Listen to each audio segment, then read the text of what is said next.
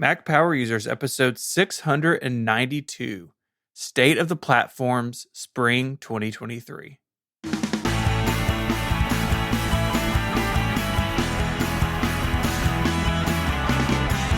Hello and welcome back to Mac Power Users. My name is Stephen Hackett. I'm joined by my friend and yours, Mr. David Sparks. Hello, Stephen. How are you today? I'm doing well. How are you?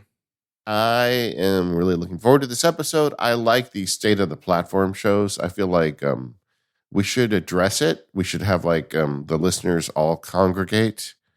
We should have a platform. Like we could take turns. I could sit behind you while you talk, and you could sit in front of me while I talk. You know, that feels fancy. I kind of like it. Maybe.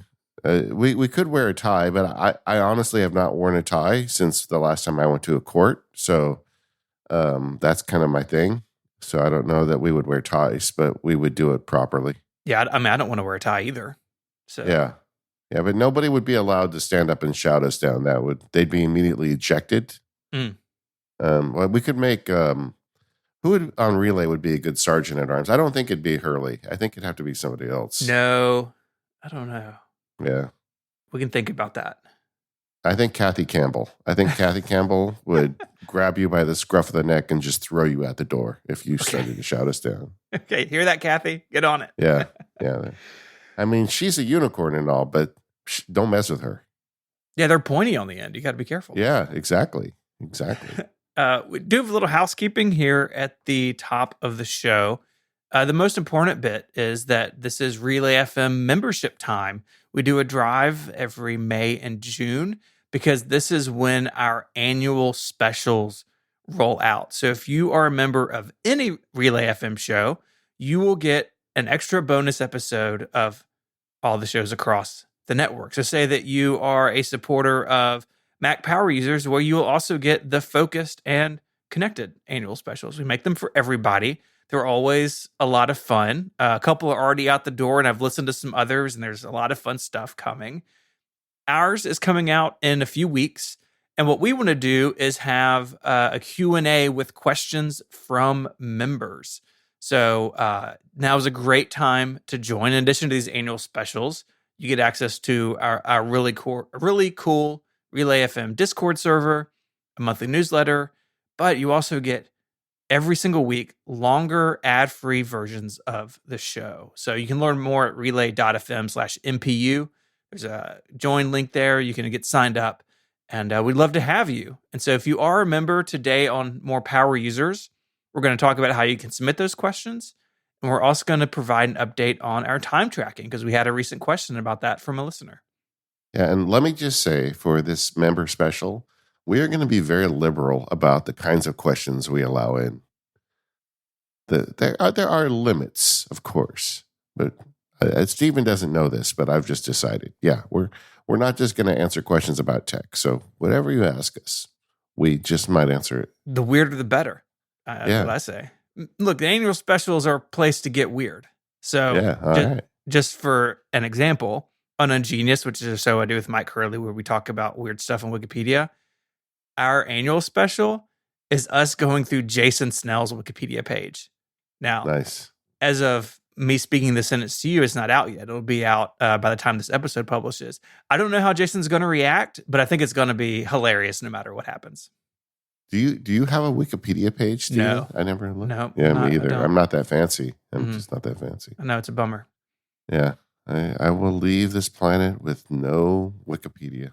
Just he was here and now he's gone. Just like that.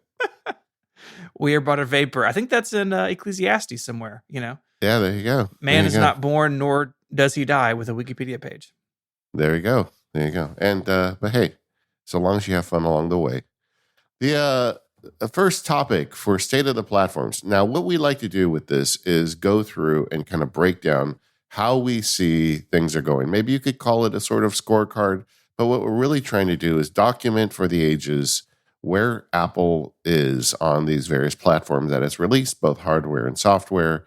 We started this years ago, and we were doing one show per platform, but I think we've kind of got the history down now with those prior shows, and now we're going to just take them all, Yep. This is always a good time to do it about this time of the year. We've had a year with the most recent operating systems and hardware. And as we head into June, which really is kind of the revolutionary WWDC where everything starts to change, this is a great time to stop and take a look at how Apple's doing and what we think about the various platforms. So we're going to be covering Mac OS, iOS, iPad OS, Watch OS, Apple TV, HomePod, and some of the other miscellaneous things Apple has. These will be our opinions, but we have a forum. If you have different opinions, you could share those at talk.macpowerusers.com. But I think we should just get started. Yeah. Let's jump in and let's start with macOS Ventura. This is macOS version 13. I don't know about you, but I've sort of given up on keeping up with the version numbers of macOS. Yeah, I've lost track too. Yeah. I mean, that was a big deal. I remember, honestly, I think I lost track at about Tiger. So, but it just, Apple had the idea of let's do a yearly update. And that started way back when, although it wasn't really yearly for a while, but they did frequent updates to their operating system compared to Microsoft. And I really always felt like in the early days, that was one of the selling points, that Apple just made slow, regular progress, whereas Microsoft would wait, 5 or more years and then have this big, big change, and everybody had to kind of adjust at once. I thought the Apple model was good, but I guess maybe that's a topic for right now in the state of the platforms. This came up even just last week with our guests, but I think we both are kind of the opinion that we don't need annual updates to the Mac OS anymore. Yeah, I think we're both there with that. And if you look at what gets added to Mac OS, most of the time now, it is to keep it in step with iOS and iPad OS. And I just don't know if that really requires a full-blown new version number and new name. I would much rather things slow down and maybe, a big point update comes out in the summer, and that's when it gets, say like iCloud family sharing for photos, right? Big feature across all of Apple's platforms. That didn't have to be tied to Ventura. It didn't have to be tied to 13.0. Why couldn't that have been, to use the Windows term, a service pack, but an update to Mac OS? And I think the reality is that most of these updates that we've seen over the last 7, 8, 9 years have kind of amounted to that. So maybe it is a bit semantic, but at the same time, it takes a little while for these OSs to kind of stabilize, right? Usually the 0.0 has some sort of weird stuff, and if you use a Mac in production, our advice is always make sure that your tools work on it. And it would be nice to get off that part of the treadmill, I think.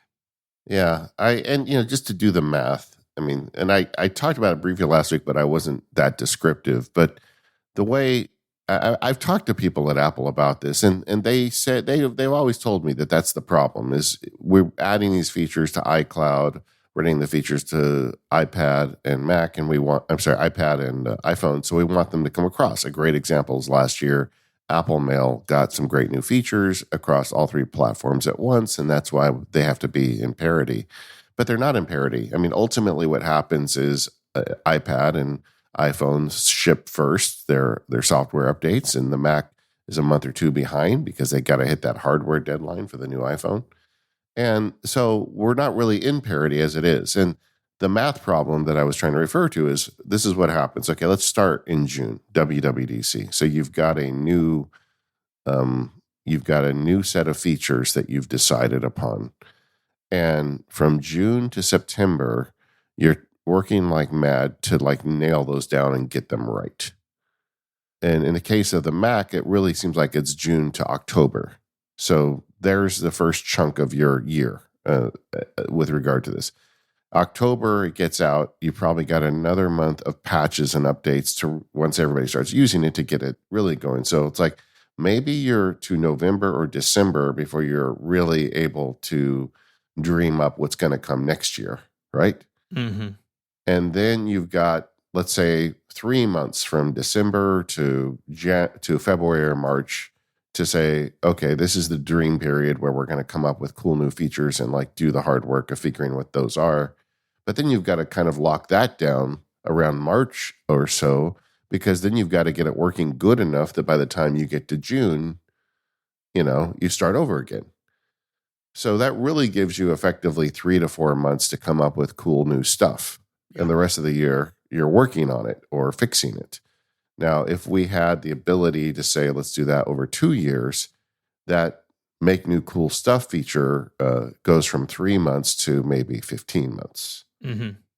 And so that's the general idea of it. But I understand that they want to have stuff match, and you would need point updates to do stuff like photo sharing. But I would love for some of the teams that are working on these bigger ideas to have more than 3 months to dream up something new. Mm-hmm. Yeah, I think one of the big features in Ventura is kind of the poster child for some more time in the oven would be good, and that was system settings, right? Yeah. There's no argument that system preferences, like the system had just outgrown it, right? It was just this really old view into all of your preferences, and different teams treated it differently, and you had a bunch of like hodgepodge of ideas on UI, and some of them dated way back to like the early 2000s, and some of them were newer. And with system settings, the idea was to sort of hit the reset button, make it more like iPhone and iPad's setting apps. But I think most Mac users would say they fell short of where it should be. There's still a hodgepodge of UI ideas in there, and some of it is just downright confusing. Now, it's less buggy than it was, during the beta cycle or the 0.0 or the 0.1. It doesn't crash when you do certain things anymore, but I'm still not sure it's where it needs to be. And that one I think could have spent a little more time baking. Maybe it's 20 years of muscle memory, but I just find myself searching for things because I haven't wrapped my head around where things are in the new structure. And so that will get better with time, I think. But I also think some of it needs a rethink. Yeah. Well, and if you go back, there's plenty of shows before this where we both agreed system settings needed a rework, right? Mm-hmm. And part of the problem, I think, is that the lack of dedicated teams. Like, I know for a fact that the iWork team is a dedicated team. And what we've seen iWork, transform itself, they kind of step back to make everything to have that parity with the platforms. But if you look at all the progress they've made over the years, this is a suite of apps that has a group of people that are doing nothing but working on making it better all the time. Yeah. And that bears fruit, and maybe if I was in charge of Apple, it's really easy to say this stuff from the outside. I have no idea the constraints they are facing. So, I apologize to everybody at Apple as I say this stuff because I really don't know. But it would seem to me like one way to solve the problem would say, okay, you 5 people are the system settings team. That's your job now. And, you may have a big update this year, but you may not have another big update for 2 years. And that way you get the 15 months to really fix it. But the impression I get is that a lot of this stuff is they're shuttling, a group of good, talented developers between things. And there's not really dedicated teams on some of these pieces like there is on iWork. Yeah. And if they were able to do that, that would be amazing. Maybe, it's hard because you can't find enough talented developers, or I don't know what the reason, or maybe it's just expensive and they don't want to spend the money. I don't know why. Or people just don't want to work on settings, right? They want to work on something more exciting. Yeah, but it would be nice if you had a group of people that just did, and Agreed. They could really drill in on it and make it great, instead of like people that spend 2 weeks on it, and then they move on to the next thing and it never really gets fixed. Mm-hmm. And I just feel like that's a systematic problem with the Mac, and the Mac is definitely it's the second class operating system because Apple makes half of its revenue off the iPhone. I mean, it's very consistent if you look at their results. I mean, half of the company, you take everything else and add it up, and it adds up to the iPhone alone. So, of course, that's going to get the most focus. But it does. I do feel like if we're looking at the state of the platform, the Mac could really stand to have more people working on it full time. System settings is a great example. I think another one from last year, Stage Manager, right? I really tried to make Stage Manager work for me, and I tried it to my own, pain and suffering sometimes because it just really isn't that good for the Mac. And like for people who want to have common setups, like a thing I always preach, like have your Mac set itself up so you can do your best work without having to fiddle with it. It's not really very good for that. And it doesn't have the kind of tools it needs to do that right. It's close, but it's like 80% close. And that last 20% makes all the difference. And we haven't really seen any progress on it. I'm not sure that we will this year at WWDC either. I guess that's really a discussion for another day. But I feel like that's the kind of stuff that is indicative of an operating system that needs more dedicated support. I kind of feel confused about Freeform. It was Yeah. announced last year as like a feature of macOS and iOS, but it's a standalone app. But the updates it's gotten have been in macOS updates, not standalone like iWork updates. It's very, Yeah. very confusing. We did a whole show on it. They have made a lot of improvements to it over the year that it's been out. But it's one that I still just sort of scratch my head at because I don't know where it fits. I don't know where it goes. I don't know how Apple thinks about it. It seems like Apple thinks of it as an OS feature, but that's so strange to me. If it's part of the iWork team, why does it get updates in macOS? And if it's not part of the iWork team, why not? No ideas. Yeah. Well, so I feel like Freeform is an example of Apple doing it right. We've talked on the show. We talked enough about what we don't like. So let's talk about something that we do like, and that is this emphasis on productivity and useful applications that's returned. And Freeform to me is another example of that. After we did that show, we heard from people on the Freeform team. I mean, the fact that we heard from people and there is a Freeform team are both bits of good news, right? Apple has people actively working on this, and I expect it's going to get a lot better. It's already useful. I've got one Freeform board that I've been working on sharing with my team and trying to make it kind of like our workflow system page where we see who does what on everything. And it's really, I think, nice. And we're not using it as much as I'd like, but we're going to get there. And I just feel like that is, this stuff done right. And of course, this isn't just on the Mac, but it is an example of them working on something. And I think, that's the kind of stuff that's going well. Yeah, I think so too. That renewed focus on those core apps has been nothing but good. And I hope that Apple hears that from its users and sees that people are moving to these applications, as reminders and notes and mail, they all get better, right? People who need more can use them. And Apple always has to balance, right? We talked about this a lot over the past year. They have to balance these apps are for the masses versus power users who are going to always want or need more. But I think Apple's moving in the right direction there. And I agree with you. That's been very encouraging to see this cycle. Another thing that's happened is we got a lot of updates, and we kind of mentioned to the productivity apps, to mail, messages, Spotlight. Did those pay off this year? I think they have. I think seeing that investment in the core infrastructure, like Spotlight is infrastructure. I mean, it is a search tool, but it also powers a lot of other things. Seeing that get better, seeing Apple compete with the likes of Alfred and Launch Bar and Raycast and these others in more and interesting ways, that's fantastic.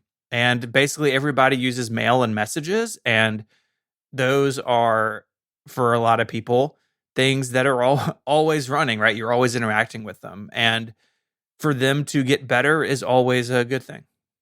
Yeah. And related to that, reminders and notes, just outstanding. I've heard from so many labs members that have moved to reminders as their sole task manager, and with good cause. It's a great app. And notes myself, I'm using a bunch. My little, I hate to use the word mastermind, but it's a group of people I work with that help. We kind of coach each other about what we're doing. But we moved our whole platform into Apple Notes, where we've got a shared folder and we've got all the notes in there, and it's very easy for us to share stuff with each other. All that stuff is rock solid and absolutely ready for prime time.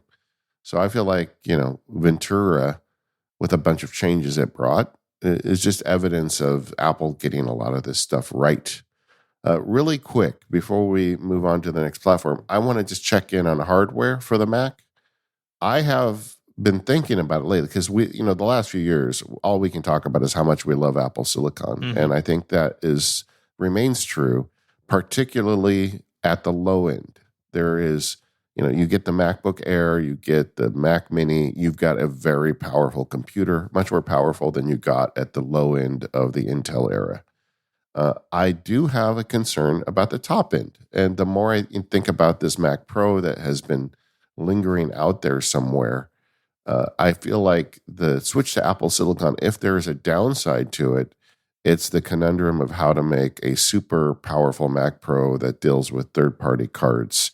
And Apple hasn't given us their answer yet. I was hoping we would have it by now. If the rumors are to be believed, we may not even get it this year at WWDC either. But I think the Apple Silicon revolution, while it benefits 98% of us, I think for the very, very top of the food chain, the people who need unlimited RAM and unlimited processing power, it actually may turn out to be a bit of a quandary. Yeah, it's going to be interesting to see how that story finishes. Clearly, they've missed the 2-year mark when they announced at WWDC a couple of years ago. But I think you're right, and I hadn't really thought about it in sort of that lens. That it's the most beneficial to the low end systems that most people buy. Most people use a MacBook Air or a Mac Mini or an iMac, right? Those systems far outsell the 16-inch MacBook Pro and the Mac Studio. I have so many questions about the Mac Pro, but we can get to that when we get there. But I do think that Apple Silicon overall has been just fantastic for the Mac platform. Not only you have the power and the battery life, but it does open the door to running iPhone and iPad apps on the Mac as well. I don't think either you or I are doing a lot of that. I got a couple that I use sometimes, but I'm not relying on like an iPhone app on my Mac as part of my workflow every week.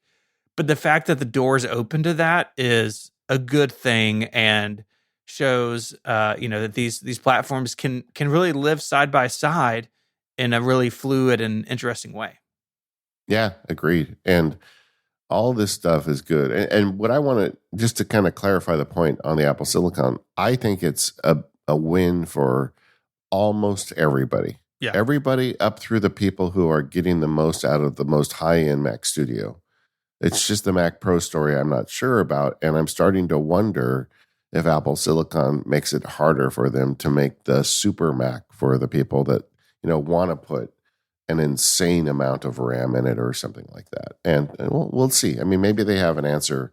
We haven't seen it yet, but that there is a little bit of an asterisk on Apple Silicon. But for almost everyone hearing this podcast, it's actually better, right? Yep. It's just those few people that need unlimited computing resources that I think there may be a little challenge there. Mm-hmm. This episode of the Mac Power Users is brought to you by TextExpander, the original sponsor of the Mac Power Users. Go to textexpander.com/MPU today to get 20% off. TextExpander is the power user version of a text replacement tool. It starts simple, where you type a few characters or a word or two and it auto fills in long snippets for you. But TextExpander goes so much further than that because it is the power user version. For example, you can embed Apple scripts. You can embed specific keys like the tab key or the return key. You can even tell TextExpander where to put the cursor in the expanded snippet after it places it. Now, I use that when I make the snippet to name files. So I give an entire name, but then I insert the cursor right in the middle so I can type a description. There's so much you can do with TextExpander, and not only does it work for you, it also works with your team.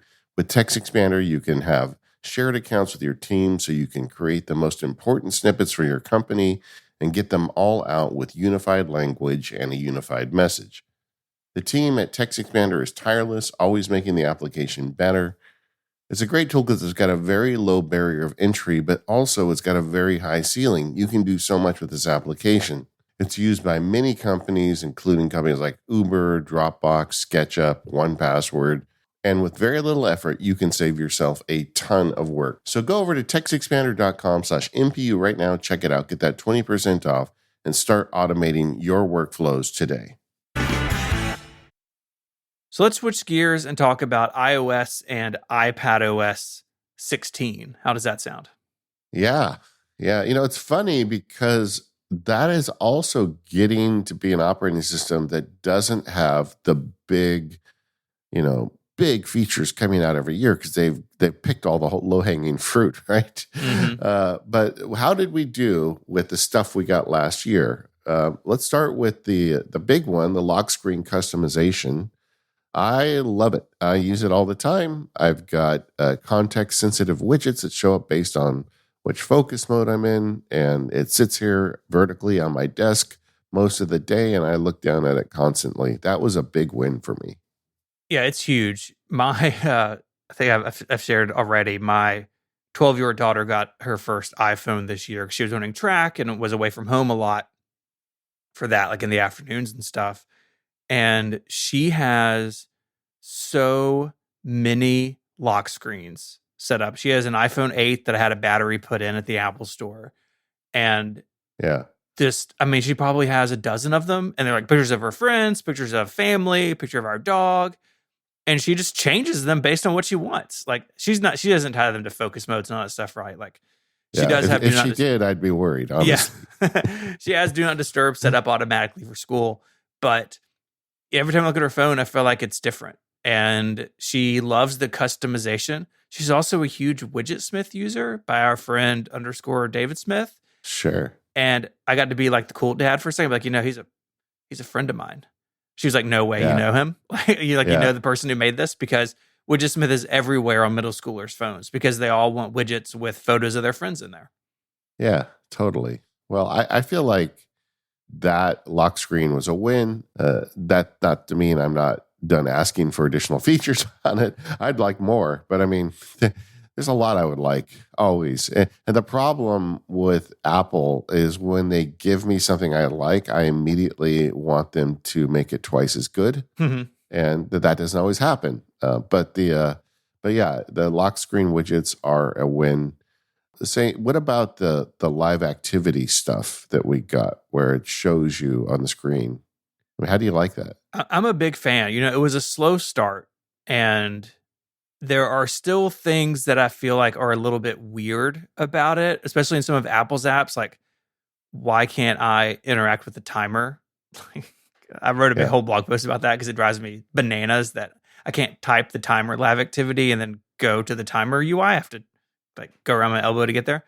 But I love them because I can just glance at my phone with the always on display and see what's going on. One of my favorite uses, other than the timer, is sports scores and weather.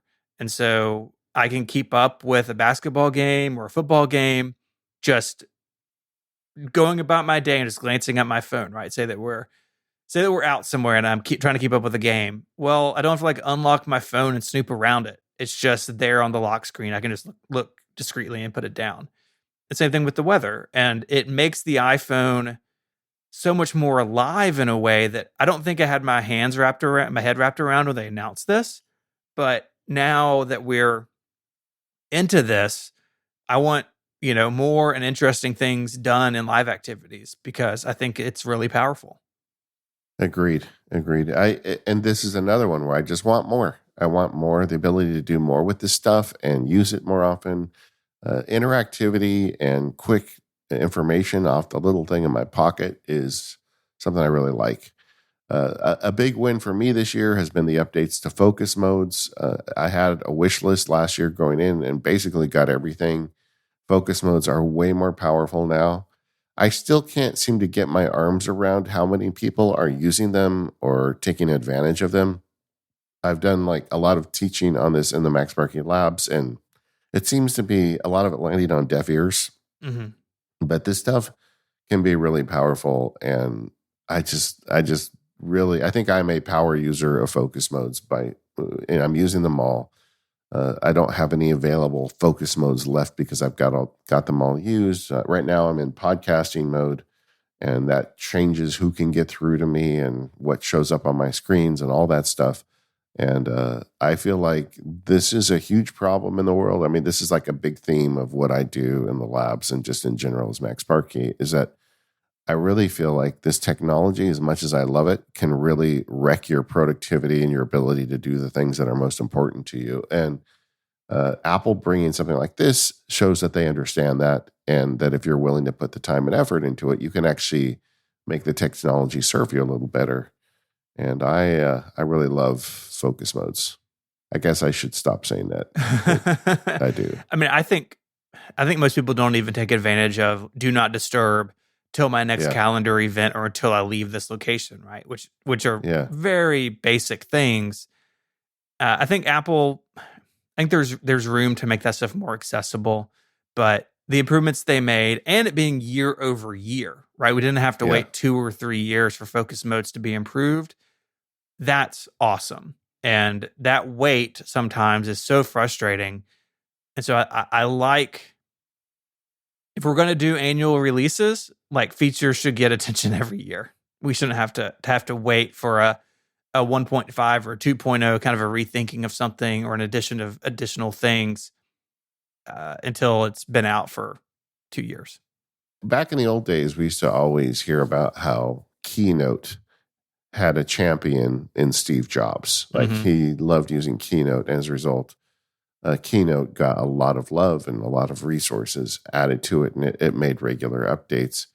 I have this pet theory that based on 2 years of substantive updates now, that this focus modes has a champion at Apple. I don't know who it is. Maybe it's Tim Cook or somebody close to Tim Cook. But it feels to me like somebody there gets it and they're trying to really make this work. But I'm sure they're also going to be paying attention to how many people use it, and they're going to adjust resources based on how successful it is. But I feel like there's somebody there that's really pushing for this. And we're going to talk about focus modes more going forward. We've already done a lot on it, but I really want our listeners to try to give this a good try, because this stuff really helps. But anyway, focus modes, thumbs up. Well, something else right up your alley were the improvements to dictation. Yeah, it's so good. I mean, it's just so much.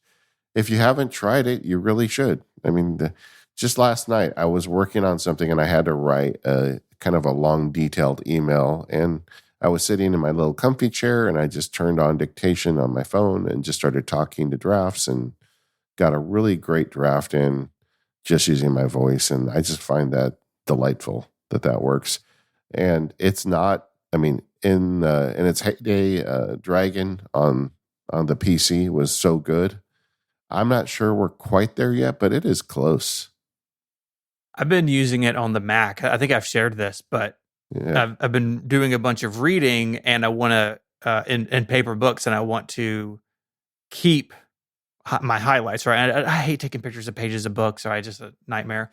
And I've just been using dictation to do it, just reading the passage into Craft using Apple's own dictation. And you know what? It's awesome. It's good. I do the same thing like with a lot of my journaling stuff is day one, and I just talk into it, and it's just faster that way. And the other thing that's kind of interesting is I feel like sometimes I say more insightful things when I just sit down and start talking. When I write it out, I kind of filter and edit myself with the keyboard. And I just find dictation has lots of uses. And hopefully it just continues to get better. I'm sure it is. I mean, there is an accessibility angle to this, but there's also just everybody could do better if they had dictation. The work we could do, getting the lousy first draft in, getting quick bits of text out, it could make your writing easier, and I think they get that. What about live text in videos? So that was, we had live text in photos the year before. Last year, they added the feature to pull it out of a video. I'm not sure I've ever used it to pull it out of a video, but I do use live text all the time, mostly in the context of the Mac, but being able to rip audio or rip text out of a document or out of a picture is a fantastic thing. I feel like the video thing is they did it because they could. They probably Mhm. already did all the hard work to get it out of a photo, and a video is just a bunch of photos strung together. So, It's you know, true. so they've got it there, and I'm sure we've got people in the audience that are using it all the time. But that one, I just haven't had much of a use for. Mhm. What about the overall stability of iOS at this point? For some years, that's been a real question. How would you grade the existing stability?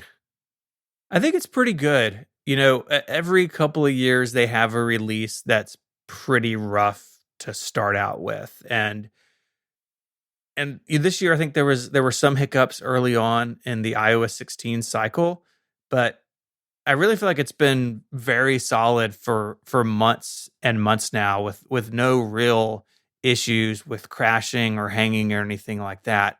I can't remember the last time I restarted my phone to fix a problem. That used to be something we did all the time. Yeah. And so I think that foundation's really solid now. Yeah, I agree. I feel like that was such a story for a long time about, my phone keeps crashing and Apple made this thing unstable, but they just slowly made it good and stable. And nobody really gives them credit for that. But I mean, Mhm. it's rock solid for me, and I've been really happy with it. And the people in my family that use their phones all the time, I never hear from them complaining about the phone crashing or not doing what's expected anymore. I run beta sometimes, and that will result in some weirdness once in a while. But the public releases have just been great, I think. All right, looking at Stage Manager, I feel like that landed better this year than it did for the Mac. I think so too. That's not to say that it landed perfectly on the iPad, but the Mac already had several ways to manage Windows, right? You have simple control tab switching, you have mission control, you have spaces, whereas the iPad has only had slide over and split view, and it's had those for a long time. I hope that Stage Manager gets additional attention. That's one of those things that I don't think should wait 2 years. But Yeah. for a lot of people, it unlocked a new level of multitasking that the iPad hadn't had before. Yeah, I mean, I talk about this stuff for a living, so I have an OmniFocus task every 2 months. It says enable Stage Manager, and I turn it on and I use it. And my rule is I use it until I can't use it anymore. Yeah. And so I've tried several times to restart it and get it to stick, and it still isn't quite sticking. That being said, I am kind of a pro user, and I kind of have solutions to a lot of this stuff. I think for someone like my wife or someone who's not listening to Mac Power Users, Stage Manager might just be perfectly fine as it is. But I would like to see them make changes to that. But Hmm. they need to improve upon it, like you said. But I do feel like it scratches the itch on the iPad way better than it does on the Mac. Yeah. Yeah. I think that the overall story with the iPad is that it continues to be a little lost at sea, right? It's not a Yeah, Mac, but it's not an iPhone. Now, the day we were recording this, they announced Final Cut Pro and Logic Pro for the iPad. yeah, So yeah, they're doing some stuff, which is fantastic. We've long wondered why Apple's Pro apps weren't on the iPad.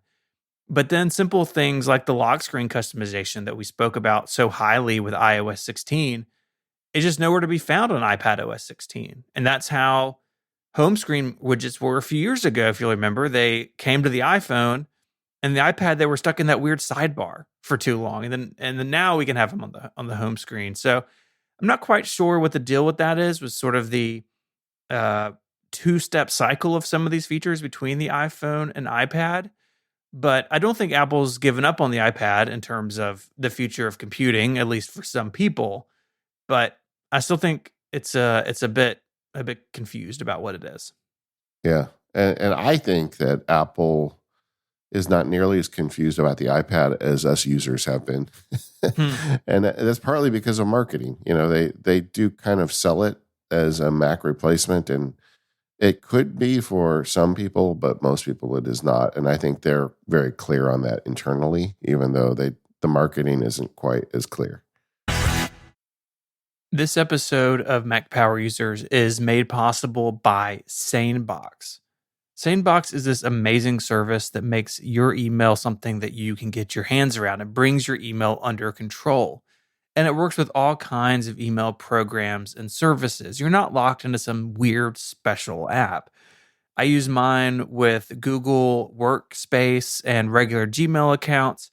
I use Mail and MimeStream, but you can mix and match basically whatever you want. And Sandbox brings you really great email filtering. It learns what is important to you and filters out what isn't important to you. And that can save you hours each week. The Sane Later folder means that your inbox only has what really matters. And then there's the Sane black hole. If you drag a message into that folder, you will never hear from the sender again. My friends, this is an excellent feature and one that I use all the time. But of course, there's a lot more. There's Sane News, so you could have newsletters and things like that go into a folder, and then you could read them when you want to. They're not junking up your inbox with other things you need to see. And there's snoozing and reminders, so you can defer an email to the future. Maybe you get an important work email as you're leaving the office on Friday and you know you need to deal with it first thing Monday morning. Well, you can just snooze it until then. And you can set up reminders. So if someone doesn't reply to you, you can get a reminder from SaneBox. You don't have to go put it in your task manager. You don't have to hope you remember it. SaneBox will just bring it back to your attention when it's time. With SaneBox, you can also move attachments to Dropbox or other cloud services if your email provider doesn't give you a lot of space. There are various pricing plans available. They start as low as about $4 a month with a 14-day free trial at sanebox.com/MPU. When you go there, sanebox.com/MPU, you'll receive a $25 credit on any plan. I've been a paid customer of SaneBox for years. I cannot imagine dealing with my email without it. And my guess is you're going to love it too, because 66% of MPU listeners who have tried SaneBox over the years end up subscribing. It's that awesome. Go to sanebox.com/MPU for $25 worth of credit on any plan. Our thanks to SaneBox for supporting the show. Okay, let's move to our wrist. Watch OS 9. We got a bunch of new features. Some of them, I think, really landed for me this year. Others, not so much. Let's start with the health and fitness angle of it. What about this new expanded workout app we got with Watch OS 9? Yeah, so they've really put a lot of effort into that. They've honed in on what makes the Apple Watch important to people, and health and fitness tracking is the top of the list, along with notifications. You do get more detailed tracking for running and swimming, but they've added additional views for other types of workouts as well. Just continue to give people more information, more data about what's going on in their everyday life, and then when they're also at the gym or out on a run or whatever. And that is something that I'm encouraged to see, right? I'm definitely not an expert in some of these areas, but I've learned about a lot of these areas because of the Apple Watch. I think that's exactly what Apple wants. I think they want their users like, oh, what's the deal with VO2 max? Like, maybe I should pay attention to that. And then you can start to pay attention to that. So that is all exciting. And I think Apple's on the right track there for sure. Yeah, agreed. The compass waypoints was a big deal, especially with the arrival of the Ultra watch. Mm-hmm. And I don't feel like I'm really qualified to weigh in on that. I do a lot of hiking, but all the hiking I do here is very established trails, many of which I've hiked many times. And it's Orange County. There are so many people on the trails. Like, you cannot get lost on my trails. Like, because first of all, the trail is obvious, and second of all, there's probably somebody 50 yards ahead of you. So I don't do the type of hiking where I would need those compass waypoints. I would be a little nervous, frankly, using just a watch for that, but I guess people do it all the time with their Garmins. Mm-hmm. But that's a nice feature. Do you do any of that stuff? Do you use the waypoints off the watch? I've done it while doing the kind of hiking that you described, right? Like, I'm not going to get lost and die in the woods on my family hike, but just to experiment with it and to see how it works, because it is such a big selling point now, especially on the Ultra. And it is very impressive. I mean, they are making the watch more and more useful in those situations. Like, the Ultra also has that high decibel alarm. It has automatic it says had fall detection. It has vehicle crash detection, which I can report back does work. And so it Oh, is. wait. Let me just stop right there. Mhm, I never thought about that. So you were in a car wreck. I was. What happened My with your watch would watch? not shut up. My phone didn't do anything. Okay. When they're together, it defaults to the watch. And so it's like vibrating really hard, and the screen is lit up with this red UI of like you've been in an accident. You have a countdown before it calls emergency services. So it works. I don't You were, recommend you trying that yourself, but I can tell you it does yeah, work. no, I mean, let's not, you don't need to test it, gang. Steven Yeah. told you it Already, works. yeah, But it works. but you were upside down, right? I mean, Yeah. when the accident was done. So you're Yeah. hanging there in your seatbelt and your wrist is going off. Were you able to turn it off? I manually? was able to turn it off. Not, I hit my head. Like I was not unconscious, but I was definitely disoriented, extremely disoriented. So it took me a minute to kind of like, oh, okay, what is making that noise? Oh, it's my watch. But had I not been responsive, it would have called 911. And, my accident was in a neighborhood. And in fact, my truck ended up upside down in someone's front yard. But Yeah. God forbid I was in the middle of nowhere, right? Like it gave me a very good feeling. Like, oh, if something happens to me or a loved one and no one's around, then they have that protection, right? The same reason, like, I finally got my mom to her an Apple Watch for fall detection because she had a fall a few years ago. Yeah. That stuff is really important. And it being just baked in, and it worked, right? Like my truck was upside down and my watch was going off, and it knew what had happened. Yeah, I mean, it's so funny because when the Apple Watch first arrived, it was clear Apple wasn't sure what it was. I mean, they had some ideas, but very quickly they realized it's not a fashion item; it's a health and fitness item. Mm-hmm.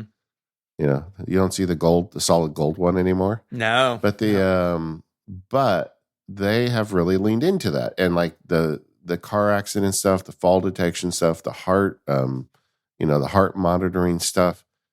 They are literally saving lives with that device. And I feel like if we're talking about the state of the Apple Watch, we have to acknowledge that this really is a useful safety item. Yeah, I mean, our friend James T. Green, his Apple Watch warned him he had a heart issue, and it literally saved his life. I mean, that is incredible. I have another friend like that too. He had a warning. He had no idea he had any problem with his heart. He got a funny message on his watch. He went into the doctor. The doctor said, "Get to the emergency room." And he had a zipper like 3 days later. It was so fast. And as he says to me, "I will buy Apple devices for the rest of my life because I'm here because of Apple." And that, I mean, setting aside the marketing and cheesy, loyalty thing, I think that's exactly the kind of thing Apple leadership wants. They for all the right reasons. They want to make devices that help people in a way. Yeah. And the Apple Watch really is the best angle for that. And somewhat related is the medication reminders, where it taps your wrist and tells you to take medication. Mm-hmm. I've had mixed results with that. I feel like one of my complaints about it, because I use it aggressively, like I even tell it because I felt like I wasn't flossing enough. So I added a floss reminder at 1 p.m. So after I ate lunch, I would floss too. And it just doesn't tell me what the medication or the trigger event is on the watch. I don't really like that part of it. Mm-hmm. But in general, I've been largely sticking with it, although I'm not as consistent with logging all my medication as I'd like to be. Yeah, I want the notifications to be stickier. And so I ended up going back to Do for that, DUE, which is just like the canonical remind you until it's finished application. Yeah. But I love that it's there and that Apple is rounding out their health stuff. I mean, the watch is kind of a gateway. I also talk about the health app and digitized medical records and so many other things, Where I think the state of the Apple Watch is in bad shape is watch faces. I just cannot get over how we've had all this time, and every year we get one or two watch faces, and people still don't have the ability to make their Apple Watch face look exactly the way they want it. Yeah, it's a tale as old as time when it comes to watch OS. And for me, it's Yeah. particularly painful because they haven't added one in several years that I actually care for or solves a problem that I had that, it's still outstanding. Some of them are interesting, like the reworked astronomy face on WatchOS 9 is like this beautiful thing. But I think a lot of people fall back to older watch faces because it kind of works for them or it's the least offensive. And I hope that they can improve that. I mean, honestly, I want third party watch faces, but short of that, I hope they continue to expand. I think including in some of the computery watch faces, right? A lot of people use like the what do they call it? The Modular. modular type Yeah. watch faces because it's want a lot of data, and those have been stagnant for a long time. The everything. And I feel like we need more customization. Like even just like the California face I like, but a bunch of them, the hands are the exact same color as the background. Yep. It's just like a little white outline. And I want to be able to glance at it and see what time it is. And as I get a little older, it's harder to see that stuff. And a contrasting hand would be useful. A couple of them do have contrasting hands, but most of them don't. It's just, there's a bunch of little problems like that. And because Apple has held on to this so tightly, that's the issue. I don't know what the solution is. I don't even want to get into that today, but I just feel like if we're grading the Apple Watch, it gets a thumbs down on watch faces, and it's been too long, and this should be fixed by now, in my opinion. What about the hardware? We've got a new Apple Watch class with the Apple Watch Ultra. Both of us have been wearing them for almost a year now. What do you think? I'm such a fan of the Apple Watch Ultra. I love the way that it looks, I like the way that it fits on my wrist. And everyone who has one says this, but the battery life is unbelievable. I do not think about the battery life on this Apple Watch. I charge it every couple of days when I when I take a shower, right? Other than that, it's on my wrist, working out, sleeping, and it just goes and goes and goes. 100% agree. I mean, and it's not that bad. It's not that big. I was just with some friends, some nerd friends who were looking at my watch and they wanted to try it on because they were all convinced it was too big for them. And after they all tried it on, they were like, "Oh, that's not so bad." Mhm. It's very easy to get into it. Although I do believe, if we're talking about the state of the hardware, they should make a smaller Ultra. They should make one for people with smaller wrists, just like they do on the regular watch. And I don't know what the holdup is on that, but hopefully that we get that at some point. That would be fantastic. I think a lot of people want the features of the Ultra, but the watch is just too big for them. And Yeah. maybe it's the size of the big standard Apple Watch. I don't think they would do an Ultra much smaller because I think the battery life is like part of the brand of the Ultra. That you could take it out into the woods and and go forever. But you're totally right. A lot of people, it's just too big. I mean, you see it on the wrist of people sometimes like that. That's obviously not not quite working for you. Yeah. Past guest on the show, Liana Lahua, one of her jobs is she'll spend like the weekend out in the middle of the California desert updating all the emergency services antennas because Mhm. Liana is such a awesome person, right? But she is like the poster child for an ultra watch face. She needs it way more than I do, or an ultra watch.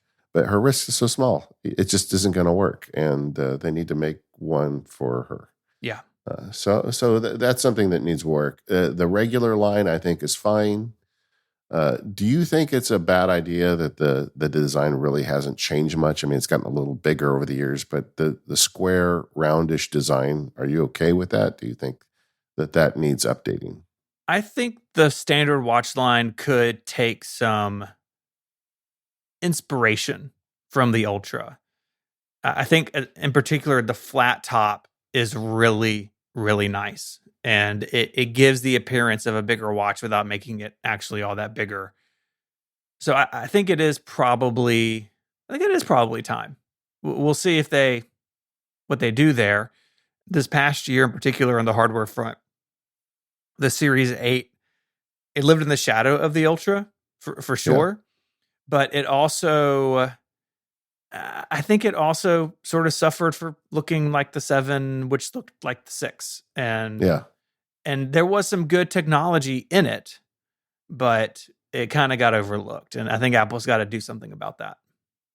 And also the internal processor, the W chip, really has not advanced much. My understanding is the last couple of years, it's been basically a little bit of a souped up version of the prior one. Mm-hmm. They haven't really upgraded it significantly. So I think there's some work to do with hardware. I don't really have the answers, but it is, I think the big takeaway on the Apple Watch is as a health device, it's amazing, and it just seems to get better every year. This episode of the Mac Power Users is brought to you by Squarespace. Make your next move and get 10% off your first purchase. Just go to squarespace.com/MPU and use the offer code MPU. The internet can be an amazing place. It's where I started my whole MacSparky career, but from the very beginning, I've always owned my platform. By that, I mean I never made MacSparky a piece of somebody's bigger company platform. Instead, I always rolled my own, always owned my domain, and always really controlled what I was able to publish. If you're thinking about doing something on the internet, I would give you the same advice. In fact, these days, it's even more important that you really own your presence, and Squarespace is a tool that can help you do that. It's an all-in-one platform for building your brand and growing your business online. With Squarespace, you can not only build a website, but you've also got all the components of a website that you need. Like you can have insights to grow your business because they have really good analytics. You can sell products with an online store. And I don't just mean physical goods, but also digital products or even services. I ran my entire law practice on a Squarespace site. I ran MacSparky on a Squarespace site. There's a bunch of family members and friends that are currently running Squarespace sites because I recommended it. And I really believe this is the platform to start on because it just gives you everything. It's really well done and it's very affordable. So head over to squarespace.com/MPU right now for a free trial with no credit card required. And when you're ready to launch, use the offer code MPU to save 10% off your first purchase of a website or domain. If you got a friend or a family member that needs to build a website, be a hero and help them out, help them get started. Go to squarespace.com/MPU and get them that 10% off their first purchase, and you can also show your support for the Mac Power Users. Either way, thank you, Squarespace, for all of your support of the Mac Power Users and all of Relay FM. So up next, we have TV, home, and more, some of Apple's smaller platforms, but ones we still interact with every day. And let's start with Apple TV and tvOS. I think for both of us, this is the heart of our entertainment system. Yeah, I use it. I've got multiple Apple TVs throughout the house. We got new hardware this year, and the price went down slightly. What do you think of the Apple TV hardware at this point? I still think it's too expensive, and I'm not sure what all that hardware in there is for. I mean, maybe it's for gaming, but I can't imagine a ton of people are using the Apple TV as a gaming box. It's vastly over-engineered compared to its competitors, and that makes it more expensive. Yeah. That said, I've bought them and I have them. Oh yeah. And I use the Apple TV remote to control my TV. It's really the way I consume TV. The only thing, I do use some other inputs for other devices once in a while, like a video game system or something like that. But it is overpriced, but I'm still using it. I guess I'm just an Apple fanboy. But but I like the interface and I understand it. And I look at some of the built-in interfaces. Like one of my daughters has a Roku-based TV, and it's pretty bad. I just feel like they've got a lot going here, but the hardware, it's just it's you're right. It just needs to be less expensive. Yeah. And tvOS is another one of those platforms where it's been in stasis for a long time. I think Apple really wants the TV app to be sort of the way tvOS goes, and they're hamstrung by their partners there. I will say that tvOS being integrated with other parts of the ecosystem, so there's some HomeKit integration. We can like see camera previews. Fitness Plus got some new features on tvOS this year. That stuff I really like. I like the Apple TV becoming more aware and more central in the home. So I hope they continue to go down that path. Yeah. And I don't expect that they're going to make revolutionary change. Remember when Steve Jobs, in his biography, said, I figured it out. I've licked TV." Yeah. you know, I really think the problem with TV is there's a lot of other people in that business, and nobody's going to let you just take control of the whole thing. Mm-hmm. But as a device in Apple's lineup, I think the Apple TV serves its purpose. I'd like to see it go down in price even a little bit more. But overall, I'm generally okay. I don't feel like it needs a lot more than what it's doing right now. I would like to see the UI get better. And that some of that stuff I think is under Apple's control and some of it isn't, because once again, you've got other companies with their apps and some of them, do better than others. I'm looking at you, Disney Plus. You could definitely do better. But I would like to see Apple kind of take the reins more on the UI element. Like maybe you build the tools so, developers really have to use your viewer, and they have to like kind of use common tools so it's a common experience for users throughout, no matter which, streaming app they're in. But overall, I think it's fine.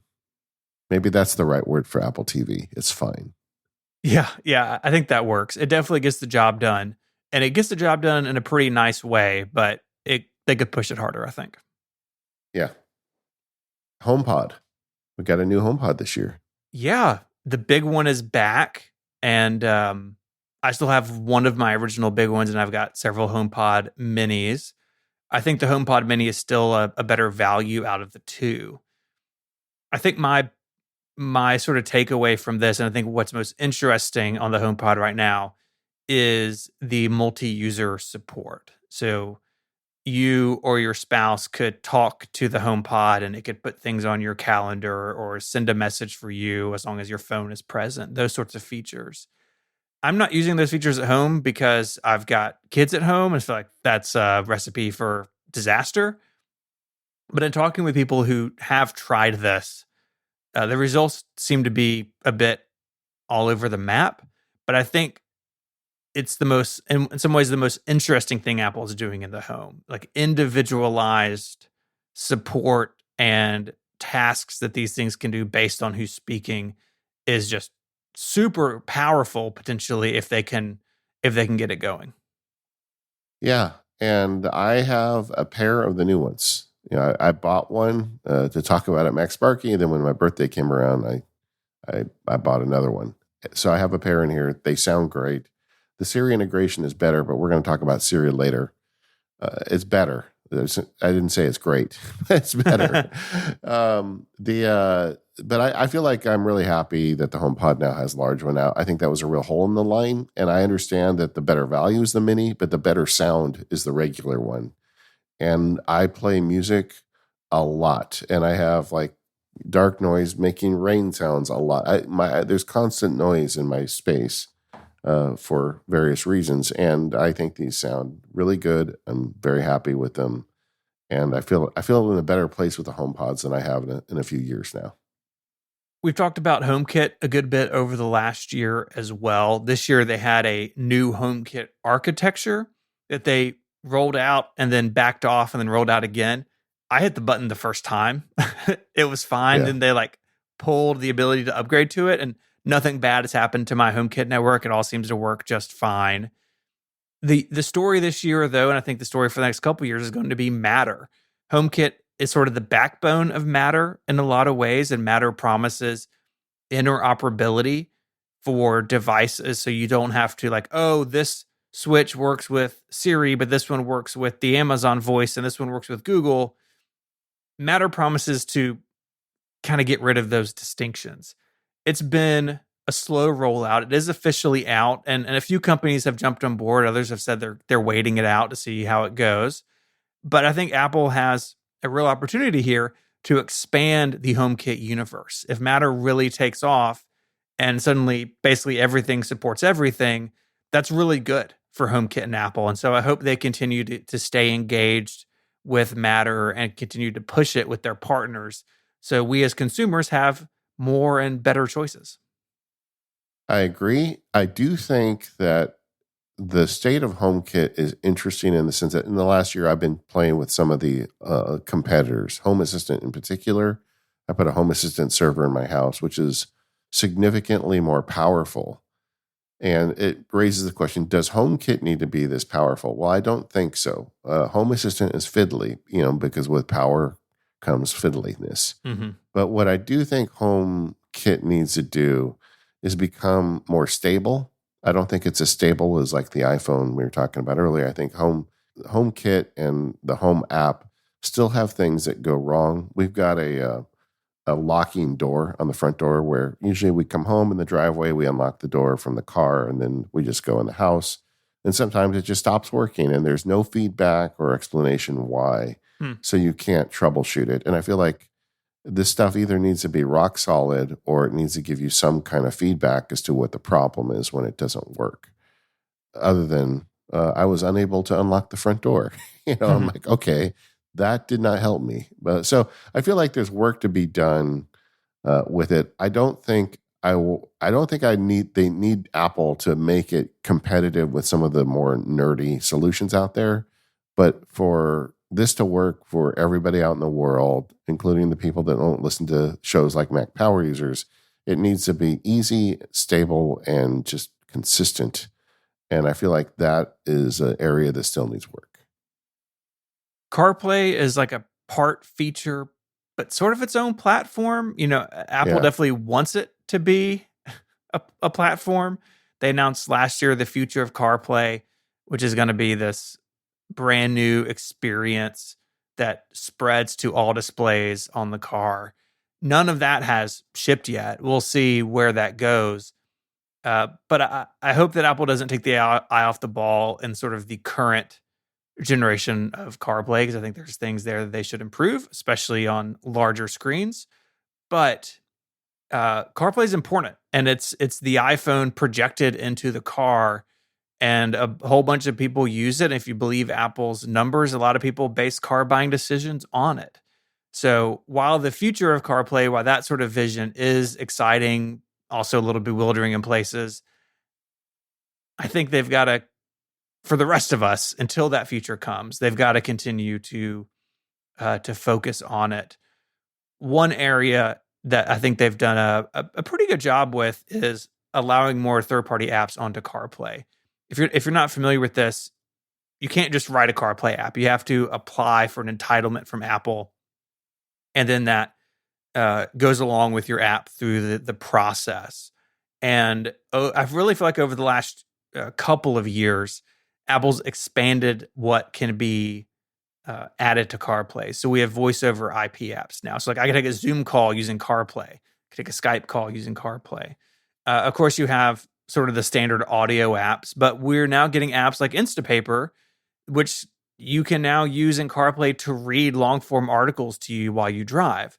That's not in the original envisioning of CarPlay and how audio apps would work, but it is a slow advancement of what these apps can do. And I want Apple to continue to be very picky about what they allow on CarPlay.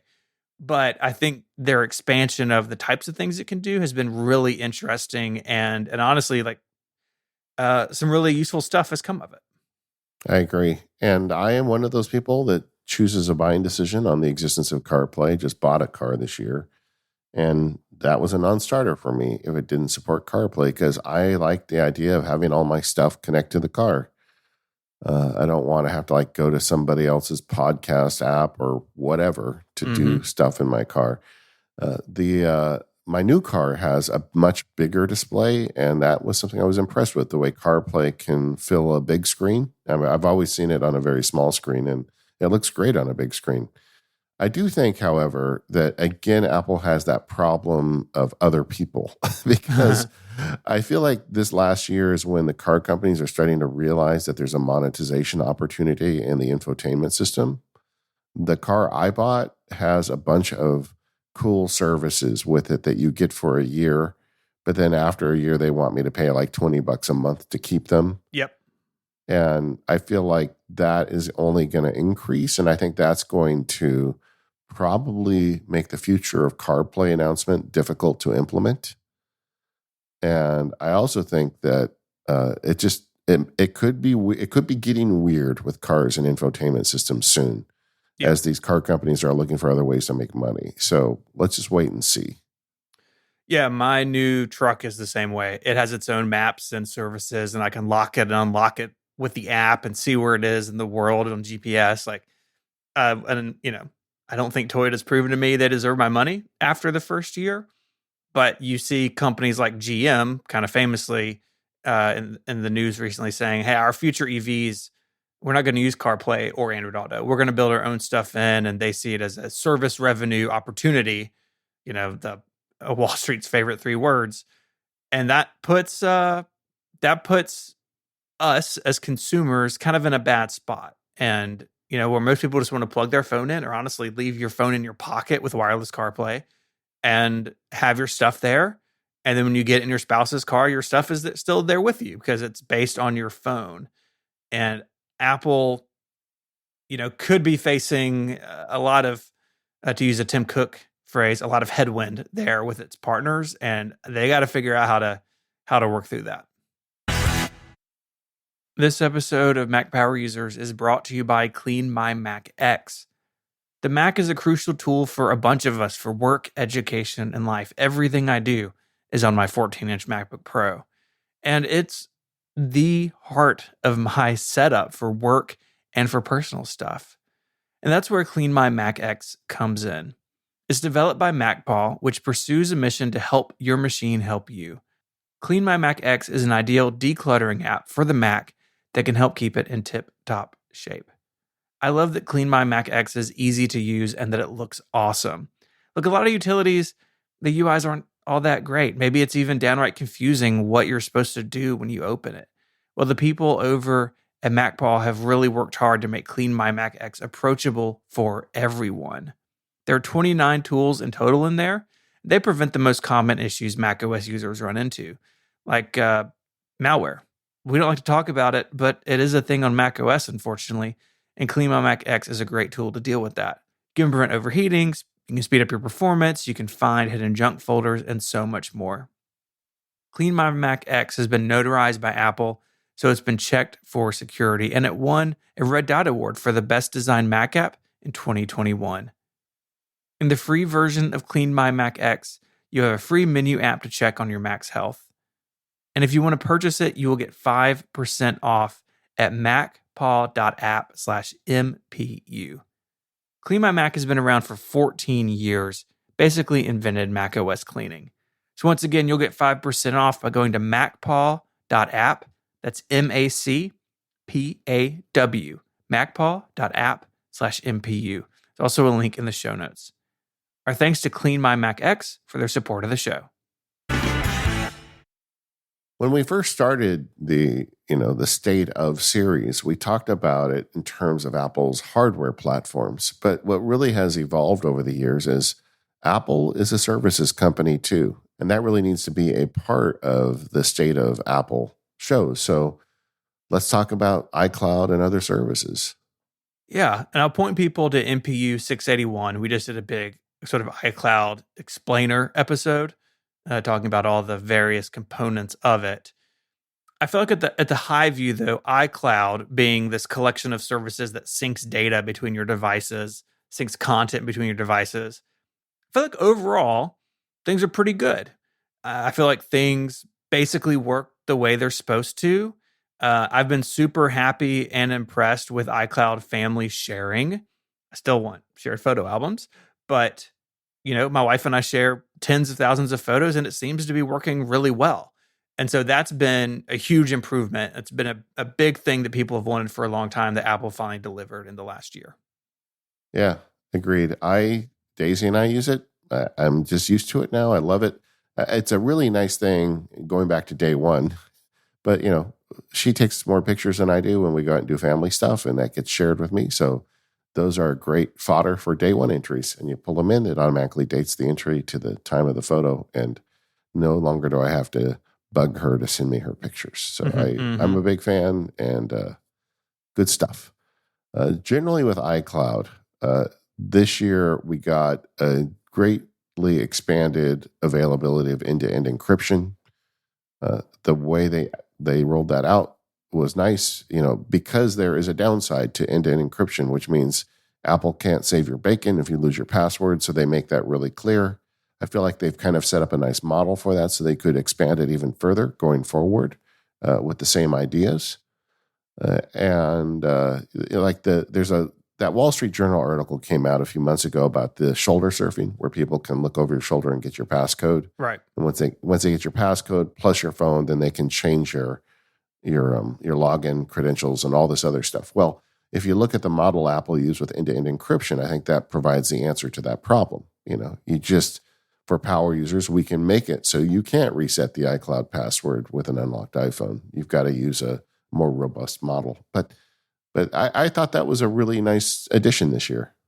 Definitely. And I think they've rolled those features out and legacy contacts, right? So if something happens to me, who can unlock my Apple ID and get the content out of it? Those are important things, and they're hard things to tackle, right? How do you build end-to-end encryption? How do you build legacy contact and make it where people can understand it and turn it on and get their heads around it? And I've basically turned all that stuff on for my Apple ID as well as Mary's. And, our brothers have the legacy contact. They're set up in there. They have the recovery key, everything they need for those things. And it wasn't rocket science to do. It took, an afternoon to do it all and make sure everyone was cool with the access I was giving them. And I have greater peace of mind now. If something happens to me, my family can get access to all my photos. That's really what I care about. The rest of my iCloud data can go with me, but I want the photos to live on. And I think Apple's taken that really seriously as people move more and more stuff into iCloud. How do you grade the general stability of iCloud? I mean, we still get outages occasionally, but it certainly isn't as bad as it was in the old days when Apple was just quote unquote bad at the cloud. I think it's definitely better. Apple weather has had a rough couple of weeks. I think I saw a headline today that it's down again in parts of the world, but I feel like overall it's pretty solid. And when there are issues, they have this big dashboard you can look at online that has statuses of all of these things. And if anything, go look at that page in the show notes, because it shows you just how many things make up iCloud now. There's 40 things on this list, but Apple has done a good job of being transparent when they are having issues. And that's something that we wouldn't have seen in the past. Yeah. I mean, generally, I think it's acceptable. I mean, it could be better. I don't like having downtime on mail or any of these services. I mean, I don't want them ever to be down, but I'm also a realist. I mean, they're running a lot of data for a lot of people. Occasionally there's going to be a few problems, but it hasn't been a thing where I've needed data and I couldn't get it because there was some sort of outage. And there hasn't been a thing that I've experienced where I've had data and it got lost or something went wrong with it in their cloud. So I feel like they've really come a long way on services or cloud syncing services. Mm-hmm. Yeah. And there's one huge asterisk. You know what that is? Siri. No. No. Okay, what's the huge asterisk? Siri, I've got a whole... We're going to talk about Siri in a minute. The asterisk is 5 gigabytes. Oh, dude. Yes. So I've been, this is a sidebar, but I'm working on the next Apple History calendar, and it covers services and retail. Yeah. And back in the day, .Mac would give you 10 gigabytes with your thing. Now we have less than that.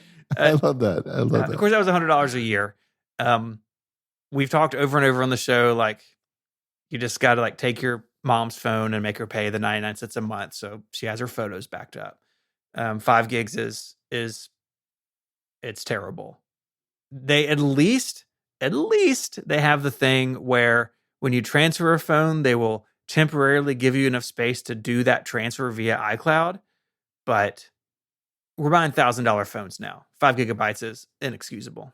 Okay, the fact that they have to give you extra storage when you transfer phones is not a positive. That's an indictment. It is. It is. It really is. I mean, come on. Yeah, I don't know what to say. I mean, I have a standard joke. We have now had 5 gigabytes of free data longer than the Beatles were together, and that just continues to be true. Yep. But there you have it. 5 gigabytes, all 5 gigabytes. So that I would love the next time we do the state of the services to not be able to have that asterisk. Same. I think though the product that needs the most love from Apple of anything they make right now is Siri. Yep. It's just not there. It's been long enough. I mean, Steve Jobs was still alive when they announced it. I use Siri regularly. I am not somebody who ignores it. I just did a whole video on the labs of stuff that you can do with Siri that consistently works. And there is some stuff, but it's not enough.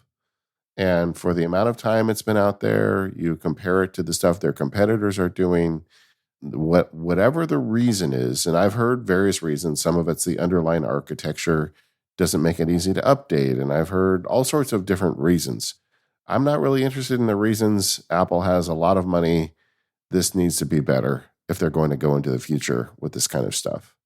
Oh, yeah. And that's even before the conversation of large language models and this new world of AI we suddenly find ourselves in. Like, Yeah. we're talking about the basics of when I ask it to call my dad, it says, you don't have a dad in your contacts. One, that's like kind of heartbreaking for a lot of people. But Yeah. two, like, that's his nickname in contacts. And it's been his nickname in contacts since I got my first iPhone in 2007. And you're telling me you can't find that? And it's like, it works. And then it has just stopped working. And there's no reason for it. It's those simple, everyday things where Siri falls down that make me the most angry. We could talk about, should Siri be able to summarize a paper and give you a paragraph like Chat GPT can? Well, that's not even on the table for Apple because the basics are so bad. Yeah. And people hit those roadblocks all the time. You ask it for directions to a location and it gives you the directions to that restaurant, but in 2 states over, even though there's one 10 miles from you. I mean, there's just a ton of little things like that it fails at. And they are making progress. Things get better. Shared ETAs. The Siri command for that works 100% of the time for me. That's awesome. But there are things that just still don't work. And I really feel like this is, again, putting myself in Tim Cook's shoes. I would say I want every vice president of the company to only use Siri for input for a month. Yeah. You're not allowed to use a keyboard. And you know what? The company would grind to a halt and it would be a good thing. Yeah. I mean, it's like, I feel like sometimes I wonder, is anybody at Apple using Siri? Because some of this stuff has just been problems for years. And like, for the longest time, I feel like I was too permissive of its errors. Like, oh, they'll figure it out, blah, blah, blah. But at some point, it's just like, enough is enough. Come on, guys. Yep. And every time this comes up, we hear from a ton of listeners that are just equally frustrated. I want to use this. I want to have a virtual assistant. I don't make enough money that I can pay a person to follow me around and do whatever I ask it. I would love my technology to do that for me. And I feel like Apple can deliver that if they put the time and the effort into Siri. But it's just not there yet. I agree. It's so frustrating. Yeah. I don't think we're going to get the solution to that in a month at WWDC, but I would love for Apple to acknowledge it even. You remember when they had the meeting to say about the Mac Pro, okay, we're going to make one. I would love them to say, you know what? We have a skunkworks project on Siri. We're going to really put a bunch of money into this and just stay patient with us. We have something great coming, but they're just silent on it. So you wonder if they even care. That's frustrating. All right. Enough whining. Apple Fitness Plus. How are they doing? I think it's great. I use it. I believe you use it as well. Yeah. There's new content in there all the time. It's really easy to see where you are. It's really approachable. And boy, this is like such a shoe-in for the headset, right? A lot of people like workout apps on the Meta Quest and these other platforms. And I am sure that Apple Fitness Plus has a big place in whatever this headset product is going to be. Yeah. Although I have been disappointed that they haven't expanded more workout types. Tai Chi is one in particular I would like, but that's just my own little domain. But I feel like they were expanding a lot more at the beginning, and I haven't heard there aren't as many new workout types showing up. Like they're refilming it all for AR. Yeah, there you go. They may actually be doing that. Yeah, that's Yeah. fair. That's fair. In the beginning, it definitely was faster, but at the same time, I don't feel like I've like hit a wall and like, oh, I've kind of done everything I want to do in here. So maybe some people have. I'd be interested to hear if people who have used it a lot more than we have or than I have to like, is there a boundary you can run into? Something I really love about Fitness Plus, because I had a gym membership before, and I am not a person who responds well to, the typical kind of gym get in your face, come on, you can do it kind of Hmm. thing. That just makes me want to run, Yep. and run out the door, not on the treadmill. But I feel like the attitude of the coaches is so positive. If you're somebody who is not a gym person and you haven't tried Apple Fitness Plus, you really should, because they've got it right. I mean, the people they hire are amazing. They make you. I feel like some of them are my friends. Just hearing them give me these workouts. It's a weird dynamic. Maybe as a podcast listener, you can relate, right? But they're really great, and I would recommend Fitness Plus to anybody who hasn't tried it. No matter what your fitness level is, there's something there for you to help you get started. Apple TV Plus, how are they doing? There's a lot of good stuff on Apple TV Plus. Boy, Shrinking is fantastic. I recently watched it. So good. I think that they need to prove that they can be maybe a bit more consistent with the quality. I think there's some stuff that has actually kind of been a miss, and of course, like Ted Lasso and maybe For All Mankind and maybe Severance. Like some of those have really taken a lot of attention. What other shows or movies go under the radar? Like I think they got to figure that out because there's just a lot of stuff on there, and I feel like maybe I'm missing good stuff and running into stuff that's not that good. I think they'll figure that out. I think part of that's a UI problem when you look at what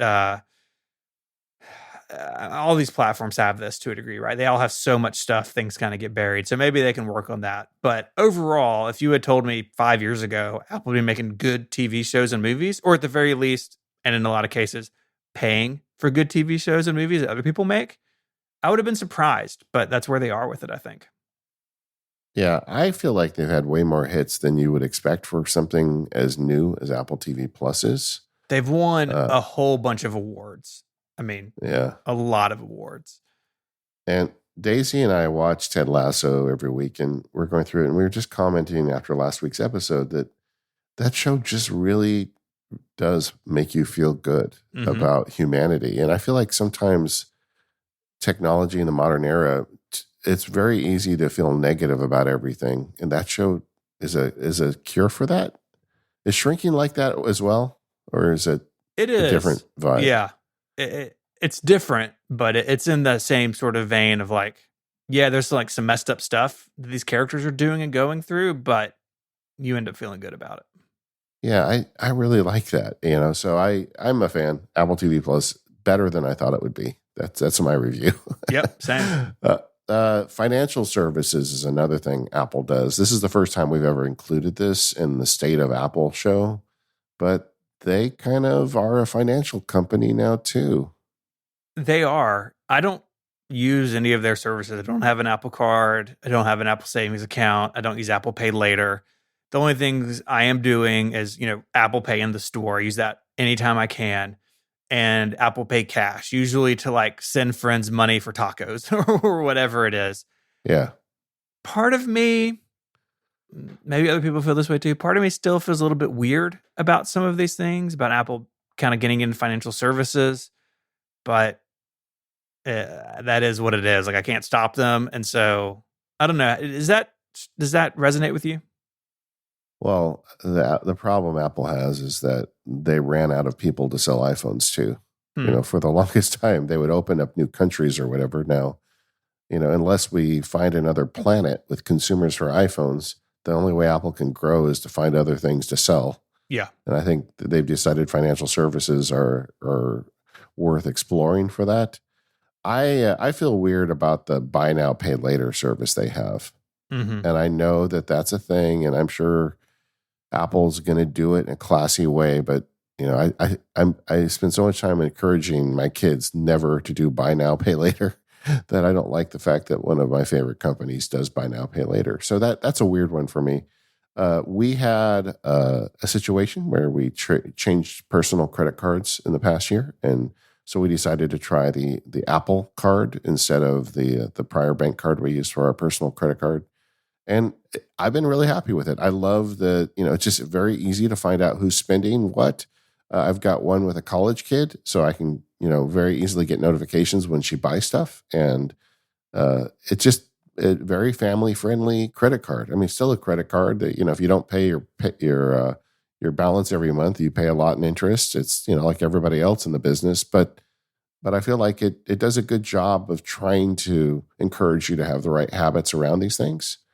And for like sharing one with a kid, you can put spending limits and do a lot of stuff on it that's very easy to control right on your phone. So Hmm. I've been pretty happy with the Apple Card for our personal card.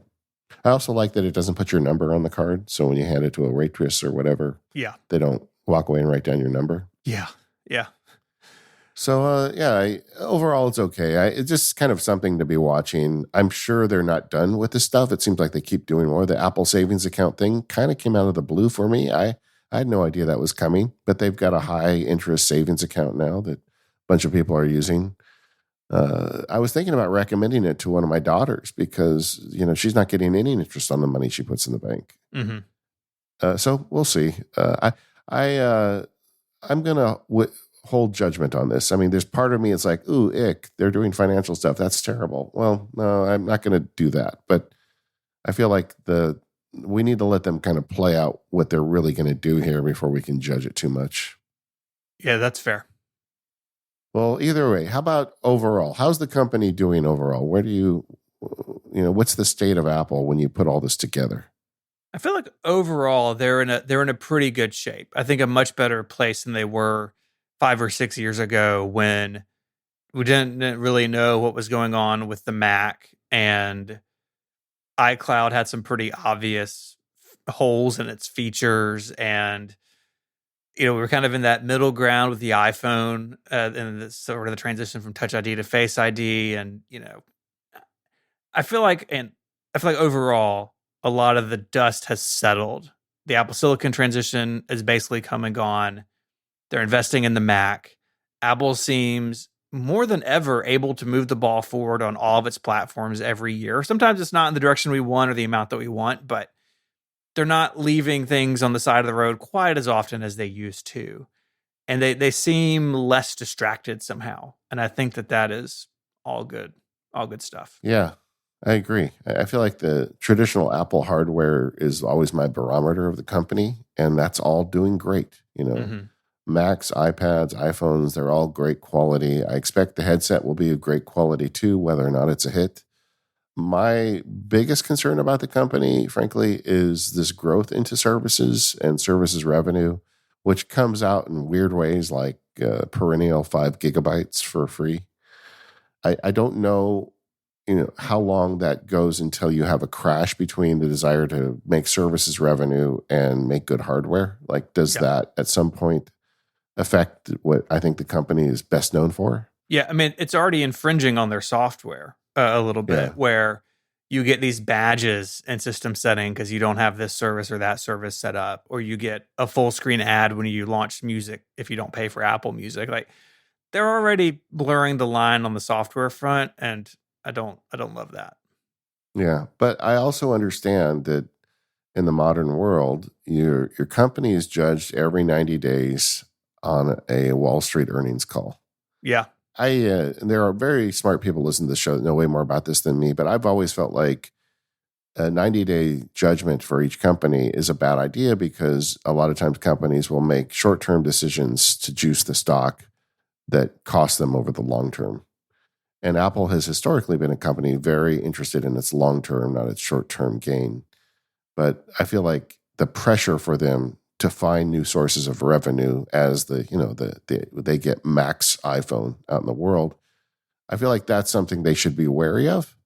I'm not saying that we can change the way the world works, but I hope that the leadership at Apple still has the long term picture at mind. I think they do. I mean, I think guys like Tim Cook and his lieutenants, they all get it.